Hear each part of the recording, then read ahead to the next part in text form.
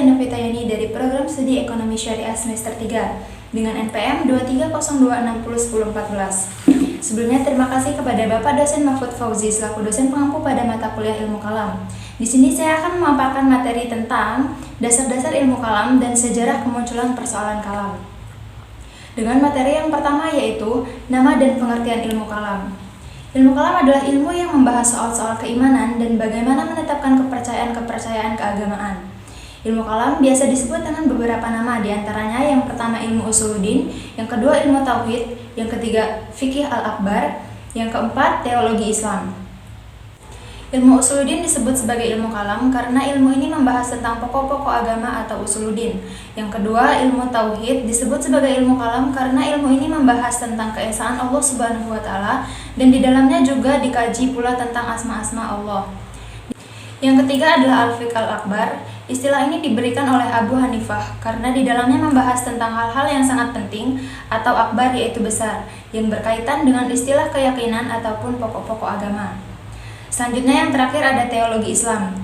Sebelumnya istilah ini berasal dari kata bahasa Inggris teologi yang diberikan oleh William Rees. Beliau mengungkapkan bahwa teologi merupakan disiplin ilmu yang berbicara tentang kebenaran wahyu serta independensi filsafat dan ilmu pengetahuan. Selanjutnya materi yang kedua yaitu sumber ilmu kalam. Adapun sumber ilmu kalam diantaranya yang pertama yaitu Al-Quran. Al-Quran sebagai sumber ilmu kalam.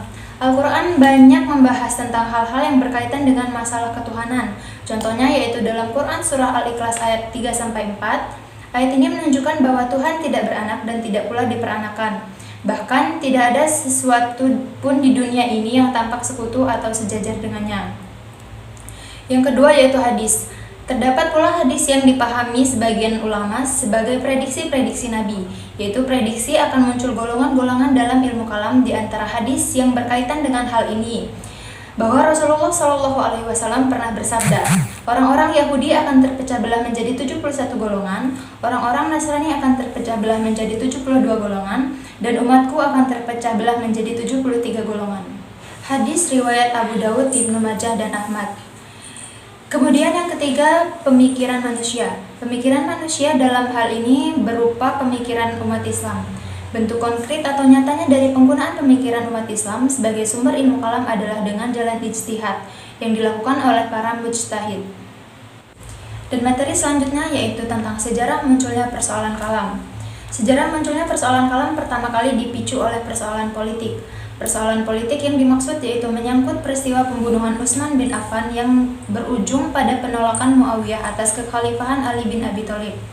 Ketegangan antara Muawiyah dengan Ali ini kemudian pecah menjadi perang Siffin yang berakhir dengan keputusan tahkim.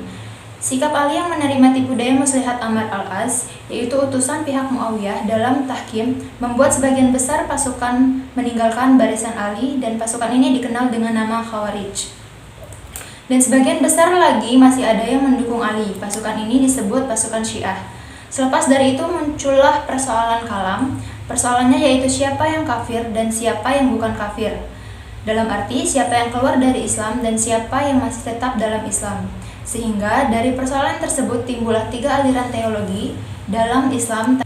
Yang pertama yaitu aliran Khawarij yang mengatakan bahwa orang yang berdosa besar adalah kafir, dalam arti keluar dari Islam ataupun murtad, yang wajib hukumnya untuk kita bunuh.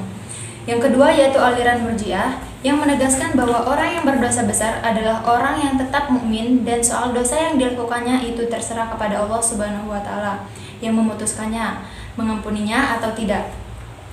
Yang ketiga yaitu aliran Mu'tazilah. Aliran ini merupakan aliran yang tidak menerima pendapat-pendapat tersebut. Artinya, aliran ini merupakan aliran yang berada di tengah-tengah dari keduanya dan tidak memihak kepada aliran siapapun. Orang yang berdosa besar tidak kafir dan tidak mukmin menurut aliran ini. Kemudian dalam Islam timbul pula aliran teologi yang dikenal dengan Qadariyah dan Jabariyah. Menurut Qadariyah, manusia mempunyai kemerdekaan dalam bertindak dan perbuatannya. Dan sebaliknya, menurut Jabariyah, manusia tidak memiliki kemerdekaan dalam bertindak dan perbuatannya. Itu saja materi yang dapat saya sampaikan. Jika ada kesalahan, saya mohon maaf. Saya akhiri. Wassalamualaikum warahmatullahi wabarakatuh.